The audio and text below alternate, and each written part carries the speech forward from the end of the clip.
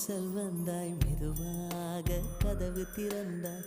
காற்றே உன் பேரை கேட்டேன், காதல் என்ற. நேற்று நீ எங்கிருந்தாய், காற்றே நீ சொல்வாய் என்றேன்.